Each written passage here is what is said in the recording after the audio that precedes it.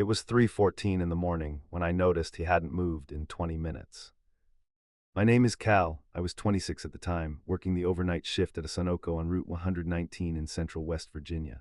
Not far from Clarksburg, but far enough that you could go a full hour without a single car. I took the shift because it paid $1.50 more an hour and because I didn't sleep well anyway. Most nights it was just me, the hum of the walk-in cooler, and the occasional trucker rolling through for a large coffee and a bag of pork rinds. That night started like any other. 2 customers between midnight and 2:30. A woman in scrubs who bought a Red Bull without looking up from her phone. An old man who filled up a Dodge Ram and waved at me through the glass on his way out. After that, the lot was empty. Then the white Chevy Astro van pulled in at 2:58. He parked at the farthest pump from the building, not the closest one, not either of the 2 middle ones. The far pump, almost at the edge of the lot where the overhead lights didn't quite reach. I noticed that, and then I went back to the crossword I'd been failing at for 40 minutes. 10 minutes later, he still hadn't pumped any gas. The nozzle was back in the cradle. The van was just sitting there, engine running, exhaust curling up in the cold. It was late October. That part of West Virginia gets cold early. We'd had a hard frost the week before, and overnight temperatures had been dropping into the upper 20s, the kind of cold where you feel it through plate glass. I told myself he was finishing a call. People do that. 20 minutes later, he still hadn't moved. I watched him through the plate glass. I couldn't make out his face from that distance, just the shape of a man in the driver's seat, sitting, not on a phone, just sitting and looking at the building. The store had its usual sounds, the low drone of the walk-in cooler, the rattle of the heating unit above the door, the faint buzz from a fluorescent tube in the back aisle that had been going bad for a week, nothing unusual, but somewhere around minute 15, those sounds felt louder than they should, the way ordinary noises do when everything else has gone too quiet. At the 20-minute mark, he got out. He was tall, over 6 feet, canvas jacket, dark pants. He moved slow, like someone who didn't need to hurry because nothing was going anywhere. He came through the front door and the little bell made its sound, and he stopped 2 steps inside and looked at the whole store before he looked at me. The air that came in with him smelled like cold engine exhaust and something else underneath. Wood smoke, maybe, or something chemical I couldn't place. "Evening," I said. He nodded once and walked down the chip aisle. He spent about 5 minutes looking at chips, not picking them up, not reading labels, just standing in front of them looking. I stayed behind the counter. There's a panic button mounted underneath the register, a flat gray button no bigger than a quarter. I'd never pressed it in 2 years of working there. I rested my thumb against it without pressing down. He came to the counter with a single bag of sunflower seeds, one of the small bags, 99 cents. He set it down and reached into his jacket pocket, pulled out a handful of loose change and started counting. Pennies, nickels, quarters, he counted them, stopped, then counted from the beginning, then a third time. $1.02, he said. I took it. I gave him 3 pennies change. He didn't pick them up. He just looked at me. "You got a payphone," he said. We hadn't had a payphone since 2019. There was a sign on the door that said exactly that. "No, sir," I said. "Haven't had one in a few years." He nodded like that was the answer he expected. He picked up his sunflower seeds and walked back to the door. The bell rang. I watched him cross the lot. He didn't get in the van. He stood next to it, back against the passenger door, facing the building. He cracked the bag open and started eating seeds one at a time, just watching the store. His breath came out in small, steady clouds in the cold air. He didn't hunch against the temperature, didn't shift his weight, didn't look at his phone. He stood there the way a post stands. I watched him for a full minute without looking away. His eyes didn't drift to the highway, didn't track a passing car. His head stayed oriented at exactly the right angle, the way a person's does when they're watching something specific. I picked up my cell phone. My signal in that building ran between 1 bar and none. That night it was none. I tried the call anyway. It didn't go through. We had a landline behind the counter. Old corded phone the owner kept as a backup. I picked it up and got a dial tone. I started dialing the non-emergency number for the Harrison County Sheriff's Office, a number I'd memorized during my first week because my manager told me to. Before it connected, the man walked back inside. The bell rang. He came straight to the counter, no browsing this time. He looked at me for a moment, not angry, not nervous. His face was blank the way a face looks when it isn't performing anything. "You got somebody coming in after you," he said. My stomach dropped. That is not a question you ask a gas station clerk at 3 in the morning, unless you have a reason to want to know if he's going to be alone. My manager checks in regularly, I said. A lie. My manager lived 40 minutes away and I hadn't heard from him in 11 hours. The man looked at me a second longer. His expression didn't shift. He absorbed my answer the way a wall absorbs sound, with no visible reaction at all. Then he said, "All right," and walked back out. He didn't leave. He got back in the van and sat there again, 15 minutes this time. I tried the landline twice more. Both times it rang through to voicemail. My cell signal didn't come back. I walked to the break room in the back. There's a small window back there, and I wanted to know if there was anyone else in the lot I hadn't seen. The break room was colder than the front of the store. The window was small and high on the wall, maybe 12 inches tall, with a fine layer of condensation on the inside. I wiped a clear patch with my sleeve and leaned up close. The rear lot was narrow, mostly concrete leading to the dumpster enclosure. Chain-link fencing with green privacy slats, a padlock through the latch. The floodlight back there had been replaced 2 weeks before. It was brighter than the old one. I had a clear view of most of the rear perimeter. That's when I saw the second person.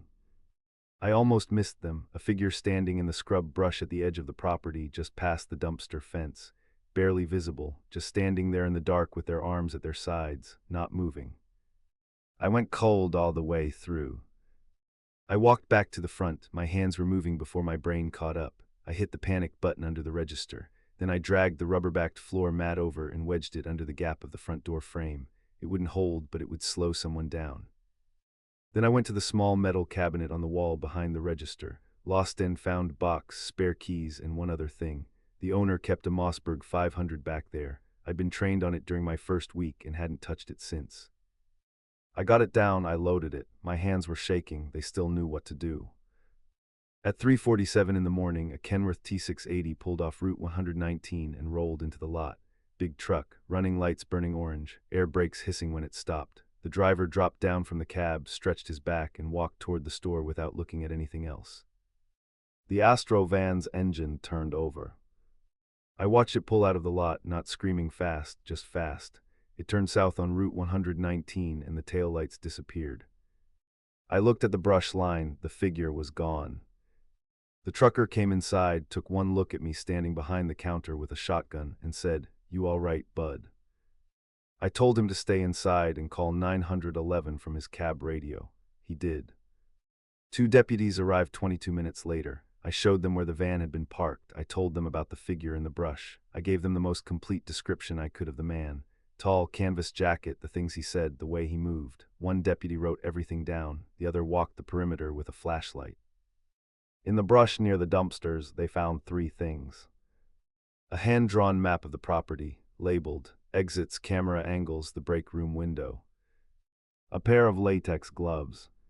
And my spare car key, which had been in my jacket pocket when I arrived, and which I had not noticed was gone until that moment. He'd taken it off me, somehow, at the counter maybe, or when I stepped around it once to grab something from underneath. I still don't know exactly when. A deputy stayed with me until the day manager arrived at 6. He told me they'd put out a description on the van. He told me to change my locks. He said it like he'd said it to someone before. When I showed him the map, his face didn't look surprised. It looked tired. They never found the van, never found the man in the canvas jacket, never identified whoever was standing in that brush. I don't know what they were planning. I don't know if the trucker rolling in was the only thing that changed the shape of that night. I've thought about it enough to make myself sick, and I still don't have a clean answer. I worked one more shift at that station before I quit. I needed the check. I kept my thumb near the panic button for most of it. I still stop at gas stations at night sometimes. Long drives, you don't have a choice, but I always look at the far pump first now, the one just out of the light. And if anyone's parked there and not moving, I don't stop. 41 seconds is a long time to stare at someone's house at midnight. My name is Marcus, I'm 31. I work as a shift supervisor at a distribution warehouse outside Columbus, Ohio. I get home most nights around 11. I've lived on Caldwell Street for 4 years. I know my neighbors, I know their cars, I notice things. That's important. I'm not someone who jumps at shadows. The first thing I noticed was the package. It was a Tuesday in late August. I was expecting a battery charger I'd ordered online. The box was on my porch when I left for work at 2 in the afternoon. When I got home that night, it was still there, but it had been opened. The tape was cut clean, not torn, cut, The flaps were folded back down, the charger still inside, nothing taken. I stood there trying to think of an explanation. A delivery driver opening the wrong box, a kid getting curious and putting it back. I told myself that. About a week later, my neighbor Donna knocked on my door before I left for work. Donna is in her 60s, retired, keeps her curtains open. She asked if I'd gotten a new handyman. I told her I hadn't. She said a man had been in my backyard the previous afternoon. She thought at first he was doing yard work, but he was just standing near the fence by the alley, looking at the back of the house. She watched him for a few minutes. He didn't do any work. Then he walked back down the alley toward Reinhardt Avenue, and she didn't see him again. I asked what he looked like. Mid-40s, she said, pale, dark coat, thin. I didn't know anyone like that. That was the first time I felt it, not fear exactly, just a small cold pull in the middle of my chest. I checked the back door. Locked. I checked the windows, all fine. I told myself it was probably nothing. Someone cutting through the alley who stopped for a minute. People do that. But I started paying attention differently. The following month it got harder to explain away. My mail was being touched. I keep a specific order to things, bills in the back, everything else in front. Small habit, doesn't mean anything. Except twice in the same week I came home and the mail was sorted the other way around. Both times I was certain I hadn't touched it that day. Then the dog gate. I don't have a dog anymore. I had a gate across the hallway from an old tenant situation and I just never took it down. It stays latched. I walk past it every day without touching it. One evening I came home and it was swung open, all the way, pinned against the wall. I stood in the hallway and listened, not just with my ears, with my whole body. I stood completely still. The refrigerator hummed. A car moved slowly down the street outside. The house settled once with a low tick from somewhere near the back bedroom. I held my breath and counted to 10, then 20. Nothing I could name.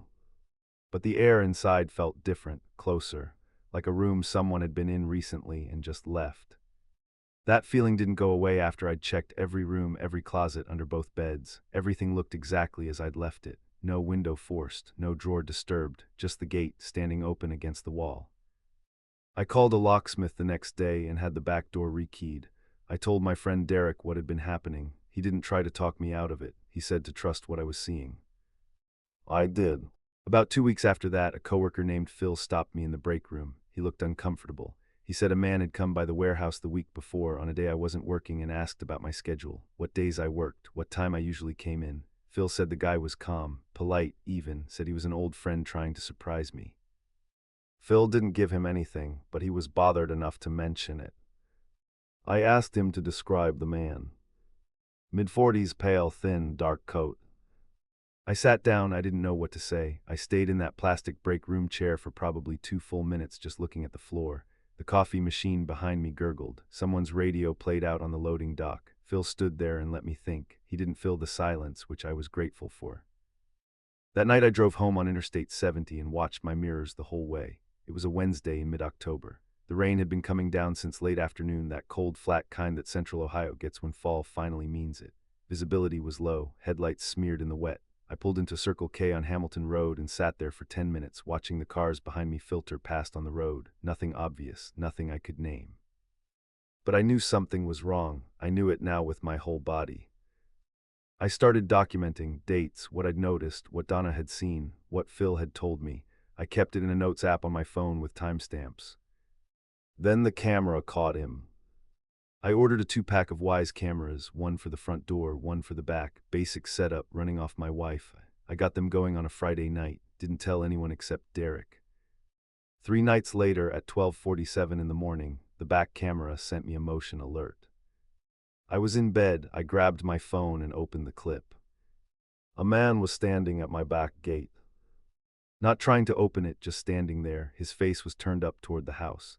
The night vision rendered everything in that flat gray-white it does, grainy the way budget cameras are, but it was clear enough. His hands were at his sides, his coat was dark, he wasn't moving at all, not shifting his weight, not looking around, not checking to see if anyone was watching. Just completely still, face angled up at the house, like he was studying a problem he'd been working on for a long time and had finally come back to look at again.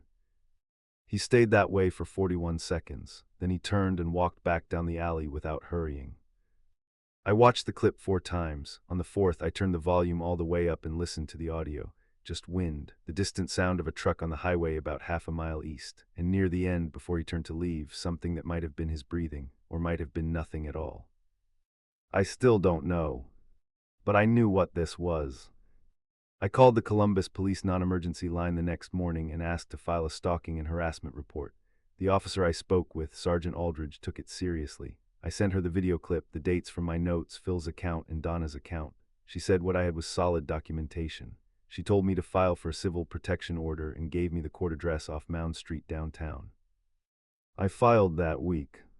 They served him 8 days later. His name meant nothing to me. The police ran him and found a prior case, different county, different victim. I'll leave it at that.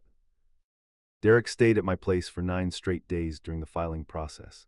I'm not too proud to say I was glad he was there. We didn't talk about it constantly. We watched television. He slept on my couch. His being there meant that when I heard a sound at 2 in the morning, I didn't have to lie still deciding whether to investigate alone. That matters more than I would have thought before any of this happened. Having one person in the house who knows and doesn't minimize it, that's something.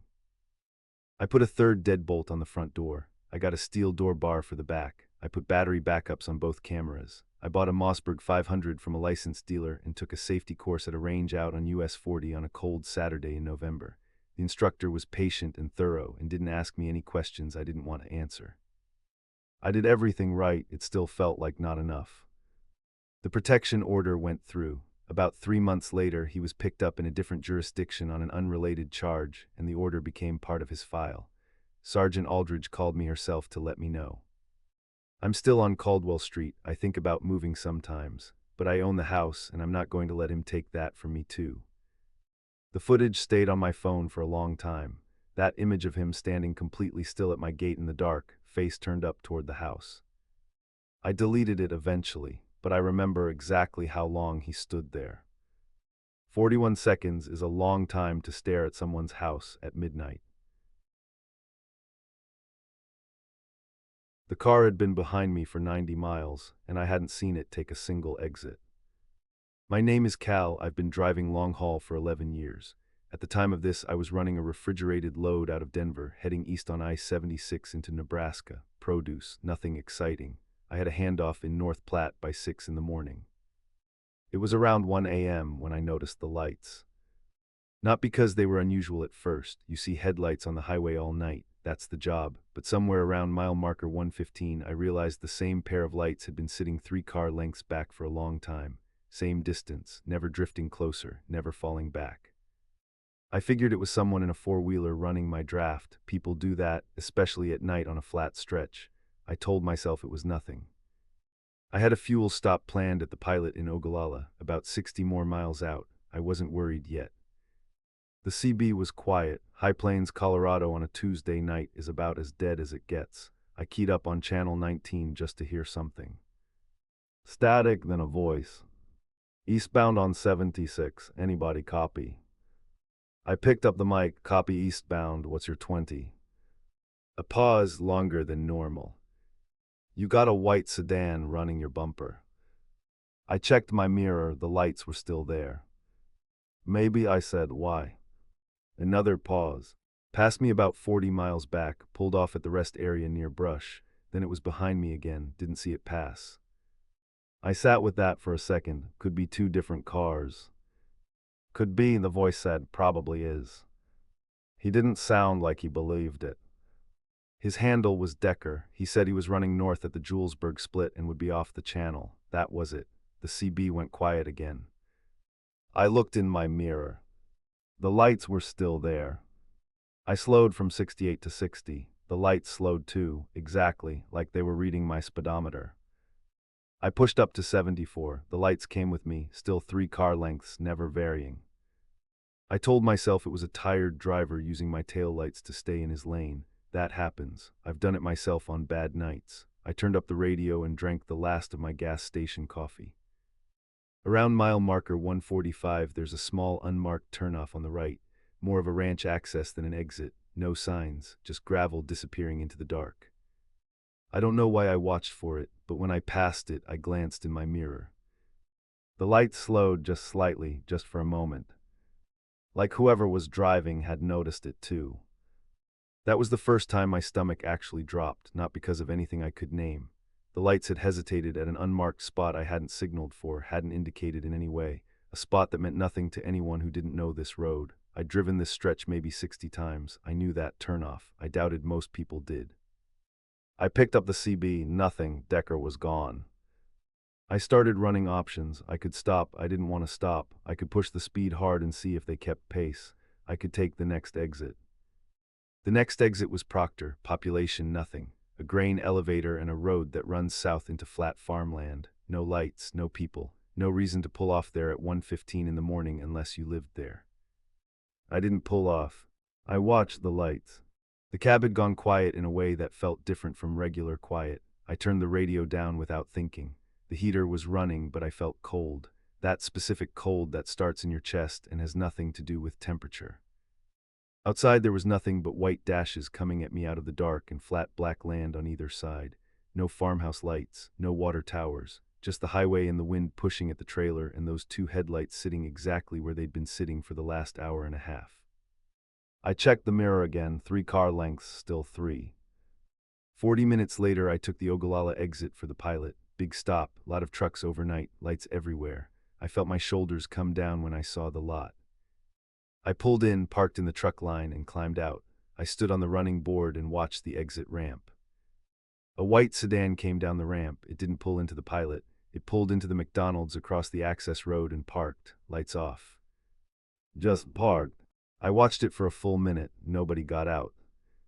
I went inside and bought a coffee I didn't need. I stood at the window and watched the McDonald's lot. The car was still there, still dark. I asked the woman at the counter if there was a state trooper around tonight. She said sometimes one parked in the back lot, sometimes. Tonight wasn't sometimes. I checked, nobody back there. I sat in a booth by the window and drank the coffee. 15 minutes, the car didn't move. I went back out to my truck and stood in the cold. October on the western plains is serious cold, maybe 30 degrees with a wind coming off nothing for 100 miles. My breath fogged in the lot lights. Hard shadows ran under every truck in the row. The sedan's windows were fogged. Someone was inside. I waited. I kept waiting for a door to open, for someone to walk into the McDonald's, for there to be a normal reason. Nothing. The fogged windows didn't change. No interior light, no movement. Just a dark car sitting 50 yards away with a person inside who hadn't moved in 15 minutes and wasn't moving now. I climbed into my cab and locked the doors. I got on the CB, any eastbound on 76, copy. A trucker named Big Earn came back. He was sitting at the pilot 2 rows over. I described the car. I described what had happened. He went quiet for a moment. That car was at the rest area outside of Sterling when I passed, he said. Engine running, lights off. I thought it was weird. Sterling was 40 miles behind Brush, behind where Decker had first seen it. I did the math. The car had been on this road for at least 120 miles that I knew of, maybe more. I asked Big Earn what he thought. I think, he said slowly, that you don't leave this lot alone. He offered to run with me to Kearney, same direction for another 100 miles. I said yes without hesitating. I watched the McDonald's lot while Earn fueled up. 20 minutes later, he came on the radio. You ready? I said yes. I watched the white sedan as we rolled toward the on-ramp. Its lights came on. It's moving, I said. I see it, Earn said. We pulled onto the highway. The sedan came up the ramp behind us and tucked in behind my trailer. Same distance, 3 car lengths. Stay on the radio, Earn said.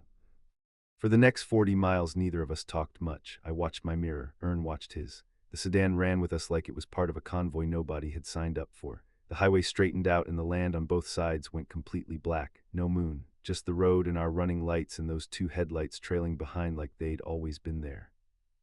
I found myself holding the wheel tighter than I needed to. My jaw ached. I hadn't realized I'd been clenching it. At one point, Earn came on just to say he was still there. I thanked him for that. Then, at the Nebraska state line, it happened. I was watching the sedan's lights in my mirror. We passed under an overpass, one of those flat concrete spans with a single sodium light on the beam, and for just a second, that orange light swept down through the sedan's windshield and lit up the cab. I could see the driver. Not clearly, not in any way I could describe in detail, just a shape behind the wheel, pale, upright, but his head wasn't pointed at the road ahead of him. He was looking up at my mirror. Not at the road, at my mirror, directly at it, like he'd been watching the whole time and wanted me to know it. The overpass light was behind us in half a second and the image was gone, but it had been there. A face behind a windshield, turned up at exactly the angle you'd need to hold eye contact with a man sitting in a truck cab 100 feet ahead of you in the dark. I grabbed the radio. He's watching my mirror. He knows I'm watching him.